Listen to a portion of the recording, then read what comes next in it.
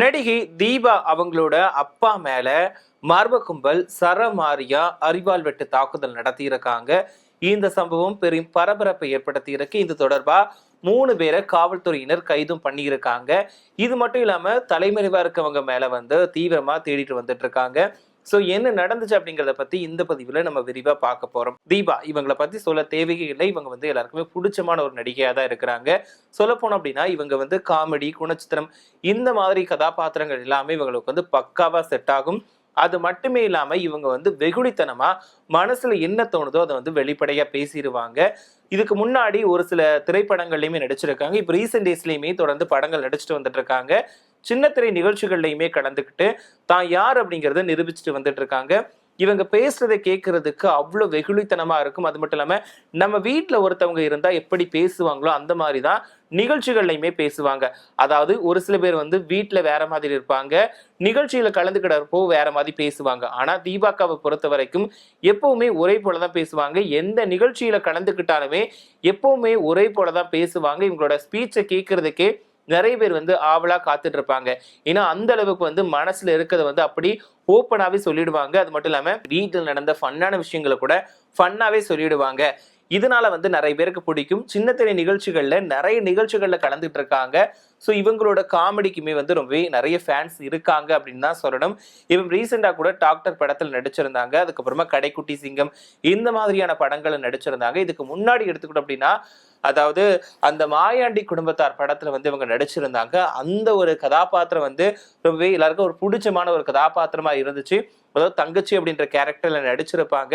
அந்த இடத்துல அவங்களுக்கு என்ன தேவையோ அதை வெளிப்படுத்தி காட்டியிருப்பாங்க. கண்டிப்பா இவங்க அழக்கூடிய சீன்ல மத்த எல்லாத்தையுமே அழ வச்சிருவாங்க. ஸோ அதே மாதிரிதான் கடைக்குட்டி சிங்கம் படத்துலயுமே இவங்க ஒரு அழக்கூடிய சீன் வரும். அதுல மத்த எல்லாத்தையுமே அழ வச்சிடுவாங்க. அந்த அளவுக்கு உங்களோட நடிப்பு நல்லாவே இருக்கும். ஸோ அதனாலதான் குணச்சித்திர வேடம் கொடுத்தாலும் நல்லா பண்ணுவாங்க. அதே மாதிரி இந்த சென்டிமெண்ட் சீன் கொடுத்தாலுமே ரொம்பவே பக்காவா பண்ணுவாங்க. இது மட்டும் இல்லாம இவங்க டான்ஸுமே சூப்பரா ஆடுவாங்க. இவங்களுக்கு இல்லாத திறமையே இல்லை அப்படின்னு சொல்லலாம். ரொம்பவே ஒரு நல்ல நடிகை தான். இப்படி இருக்கக்கூடிய நிலையில இவங்களோட தந்தைய ஒரு மர்ம கும்பல் தாக்குதல் நடத்தி இருக்காங்க. அதாவது தூத்துக்குடியில இருக்கக்கூடிய முத்தையாபுரம் பக்கத்துல இருக்கக்கூடிய டீ கடையில இவங்க அப்பா நின்றுட்டு இருக்காங்க. இவங்களுடைய அப்பா பேர் புலவர் கணேசன். இவர் அந்த டீ கடை பக்கத்துல நின்றுட்டு இருந்திருக்காரு. அப்போ அங்க மர்ம கும்பல் முன்விரோதம் காரணமா இவரை அரிவாளை வச்சு சரமாரியா வெட்டி இருக்காங்க. இதுல நிலை குடைஞ்சு போயிருக்காரு அவரு. இது மட்டும் இல்லாம அவரை காப்பாத்துறதுக்கு பக்கத்துல இருந்த நபர் வந்திருக்காரு. அவர் மேலையுமே மர்ம கும்பல் தாக்குதல் நடத்திட்டு அங்க இருந்து தப்பிச்சு ஓடி இருக்காங்க. இதுக்கப்புறமா இவங்க 2 பேரையும் காயமடைஞ்ச 2 பேரையுமே அக்கம் பக்கத்துல இருந்தவங்க மீட்டு மருத்துவமனைக்கு கொண்டு போயிருக்காங்க. அவங்களுக்கு அங்க சிகிச்சையை கொடுத்துட்டு வந்துட்டு இருக்காங்க. இதுக்கப்புறமா இந்த விவகாரம் தொடர்பா போலீசாருக்குமே தகவல் தெரிவிக்கப்பட்டு சம்பவ இடத்துக்கு விசாரணை நடத்தி இருக்காங்க. சோ இது தொடர்பா வழக்கு பதிவு செஞ்சு விசாரணை நடத்திட்டு இருக்கக்கூடிய நேரத்துல 3 பேரை காவல்துறையினர் கைது பண்ணிட்டாங்க. ஃபர்ஸ்ட் 2 பேரை கைது பண்ணாங்க. அதுக்கப்புறமா ஒருத்தர் தலைமறைவா இருந்த ஒருத்தரை கைது பண்ணாங்க. இது மட்டுமே இல்லாம இன்னும் 3 பேர் தலைமறைவா இருக்கிறதா தகவல் வெளியாகி இருக்கு. கிட்டத்தட்ட 6 பேர் கொண்ட மர்ம கும்பல் தாக்குதல் நடத்தி இருப்பதாவது தகவல் வெளியாகி இருக்கு. இதுக்கு காரணம் என்னன்னா முன்விரோதம் காரணமா தான் தாக்குதல் நடத்தி இருக்காங்க அப்படின்ற தகவல் வெளியாகி இருக்கு. இப்போ புலவர் கணேசன், அதாவது தீபா அக்காவோட அப்பா புலவர் கணேசன் என்னவா இருக்காரு அப்படின்னா தூத்துக்குடி மாநகரோட 51வது வார்டு காங்கிரஸ் தலைவரா இருக்காரு. அது மட்டும் இல்லாம முத்தையபுரம் பகுதியில் இருக்கக்கூடிய பத்ரகாளியம்மன் கோவிலோட தர்மகர்த்தாவும் இருந்துட்டு வந்துட்டு இருக்காரு. சோ இதுக்கு இடையில அந்த பத்ரகாளியம்மன் கோவிலுக்கு பக்கத்துல காமராஜர் சிலை அமைக்கக்கூடிய பணியில புலவர் கணேசன் அவர்கள் மும்முரமா ஈடுபட்டு வந்துட்டு இருக்காரு. சோ இது தொடர்பாக தான் அங்க தகராறு ஏற்பட்டிருக்கதா சொல்லப்படுது. அதாவது கோயில் நிர்வாகம் மற்றும் இந்த சிலை அமைக்கும் பணிகள் தொடர்பாகவும் இன்னும் மற்ற ஒரு சில தரப்பினருக்கும் இடையில இதுக்கு முன்னாடியே பிரச்சனை இருந்துட்டு வந்திருக்கு. இந்த பிரச்சனை தொடர்பாக தான் இந்த டீ கடை பக்கத்துல நின்ன புலவர் கணேசன் மேல தாக்குதல் நடத்தி இருக்காங்க அப்படின்ற மாதிரியான செய்திகள் வெளிவந்துட்டு இருக்கு. இது தொடர்பா போலீசாருமே வழக்கு பதிவு செஞ்சு விசாரணை நடத்திட்டு வந்துட்டு இருக்காங்க.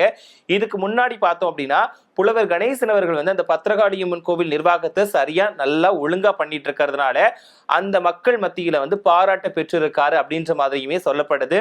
சோ இப்படி இருக்கக்கூடிய நேரத்துல இந்த காமராஜர் சிலை அமைக்கக்கூடிய இந்த பணிகள் தொடர்பாக ஏற்பட்ட முன்விரோதம் காரணமா தாக்குதல் நடத்தியிருக்காங்க அப்படின்ற மாதிரியான விசாரணையில வெளிவந்திருக்கு. இப்போ இதுக்கு தலைமறைவா இருக்கக்கூடிய இன்னும் மற்ற நபர்களையுமே போலீசார் தேடி வந்துட்டு இருக்காங்க. ஸோ இவங்க எல்லாத்தையுமே கைது பண்ணதுக்கு அப்புறமா தான் என்ன நடவடிக்கை எடுக்க போறாங்க, இது தொடர்பா எதுக்காக தாக்குதல் நடத்தினாங்க அப்படின்ற முழு விவரம் வெளிவரும் அப்படின்ற மாதிரியான தகவலுமே வெளியாகி இருக்கு. இப்போ தீபாக்காவை பொறுத்த வரைக்கும் நிறைய பேருக்கு ரொம்பவே பிடிச்சமான ஒரு நடிகையா தான் இருக்கிறாங்க. என்னன்னா வெள்ளந்தி, சொல்லப்போனோம் அப்படின்னா வெள்ளந்தியான ஒரு மனுஷி அப்படின்னு தான் இவங்க வந்து எல்லாருமே சொல்லுவாங்க. அந்த அளவுக்கு எல்லாருக்குமே ஒரு சொல்ல போனா உண்மைக்குமே நம்மளோட வீட்டுல எப்படி இருப்பாங்களோ ஒருத்தவங்க வந்து, நம்ம வீட்டுல பக்கத்து வீட்டு பொண்ணு எப்படி இருப்பாங்க, நம்ம வீட்டுல ஒருத்தவங்க எப்படி இருப்பாங்களோ அதே மாதிரிதான் தீபாக்கா இருப்பாங்க. எங்கேயுமே மனசுல பட்டதை ஓப்பனா சொல்லிடுவாங்க. அதாவது பொது இடம், இதை பேசக்கூடாது, இதை வந்து மறைக்கணும் அப்படின்னு நினைக்கவே மாட்டாங்க. எதுவா இருந்தாலும் தான் வீட்டுல என்ன நடந்தா கூட அதையுமே ஓப்பனா சொல்லிடுவாங்க. அதுவும் ஃபன்னா சொல்லுவாங்க. அதனால வந்து இவங்க எல்லாருக்கும் பிடிக்கும். அது மட்டும் இல்லாம இவங்க பேசக்கூடியது அவ்வளவு சிரிப்பாவும் இருக்கும். இந்த அளவுக்கு ஒரு எல்லாருக்கும் ஒரு பிடிச்சமான ஒரு நடிகையா தான் இன்னைக்கு வரைக்குமே இருந்துகிட்டு இருக்காங்க. தொடர்ந்து அடுத்தடுத்த படங்களுமே நடிச்சுட்டு இருந்தாங்க. ஸோ அந்த மாயாண்டி குடும்பத்தார் படத்துக்கு அப்புறமா ரொம்ப அவங்க வெளியே தெரியாம தான் இருந்தாங்க. இப்போ ரீசெண்ட் டேஸ்ல பாத்தீங்க அப்படின்னா நிறைய நிகழ்ச்சிகள்ல கலந்துகிட்டு இருக்காங்க. அடுத்தடுத்து படங்களுமே நடிச்சுட்டு வந்துட்டு இருக்காங்க. இவங்களுக்கான வரவேற்பு அப்படிங்கிறது நாளுக்கு நாள் கிடைச்சுக்கிட்டு தான் இருக்குது. இவங்க கண்டிப்பா அவங்க நினைச்ச ஒரு அச்சீவ் பண்ணுவாங்க அப்படின்னு எல்லாருமே வாழ்த்துக்களை சொல்லிட்டு வந்துட்டு இருக்காங்க. இந்த ஒரு நேரத்துல இவரோட தந்தை மீது மர்ம கும்பல் தாக்குதல் நடத்திய சம்பவம் வந்து பெரிய அளவுல பரபரப்பை ஏற்படுத்தி இருக்கு. அதாவது தூத்துக்குடியில இந்த ஒரு சம்பவம் நடந்திருக்கு. இது தொடர்பா நிறைய பேர் வந்து கண்டனங்களையும் தெரிவிச்சுட்டு வந்துட்டு இருக்காங்க. அதே நேரத்துல கண்டிப்பா தாக்குதல் நடத்தின நபர்கள் மீது கண்டிப்பா நடவடிக்கை எடுக்கணும், கடுமையான நடவடிக்கை எடுக்கணும் அப்படின்ற மாதிரியுமே தீபாக் அவர்களுடைய ரசிகர்களா இருக்கும், அவங்களை பிடிச்சவங்களா இருக்கட்டும், எல்லாருமே வந்து அவங்களோட கருத்துக்களை சொல்லிட்டு வந்துட்டு இருக்காங்க.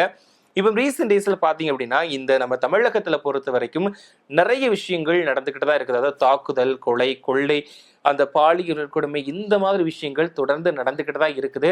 எவ்வளவோ கட்டுப்பாடுகளை விதிச்சா கூட இந்த மாதிரி கொடூர சம்பவங்கள் அடுத்தடுத்து நடந்துகிட்டு தான் இருக்குது. இது சாதாரண மனுஷங்க மட்டுமே இல்லாம நிறைய பேருக்குமே நடந்துகிட்டு தான் இருக்குது. இதனால நிறைய பேர் பாதிக்கப்பட்டுக்கிட்டு தான் இருக்கிறாங்க.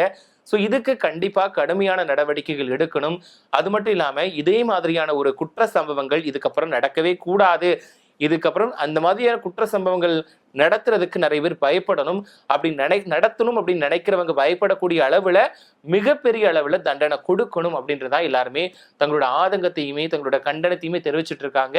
ஸோ கண்டிப்பா காவல்துறை மட்டுமே இல்லாம தமிழக அரசுமே இந்த மாதிரி ஒரு சம்பவங்கள்ல ஈடுபடுறவங்க மேல வந்து கண்டிப்பா தக்க நடவடிக்கை எடுக்கணும் அப்படின்னு எல்லாருமே கோரிக்கை வச்சுட்டு இருக்காங்க. ஸோ இந்த விவகாரம் இப்போ தீபாக அவர்களுடைய அப்பா மீது நடத்தப்பட்ட இந்த தாக்குதல் விவகாரம் அந்த பகுதியில ரொம்பவே பரபரப்பை ஏற்படுத்தி இருக்கு. ஏன்னா அவர் நல்ல மனுஷன் அப்படிங்கிற பேர் வந்து அங்க வாங்கியிருக்காரு. அவர் மேல ஒரு தாக்குதல் நடத்தப்பட்ட சம்பவம் பெரிய அளவுல கொஞ்சம் விவாதத்தை ஏற்படுத்தியிருக்கு. அது மட்டும் இல்லாம நிறைய கண்டனத்தை வந்து நிறைய பேர் தெரிவிச்சுட்டு இருக்காங்க. கண்டிப்பா தாக்குதல் நடத்துறவங்க மேல கடுமையான நடவடிக்கை எடுக்கணும்னு அந்த பகுதி மக்கள் வந்து கோரிக்கை வச்சுட்டு இருக்காங்க.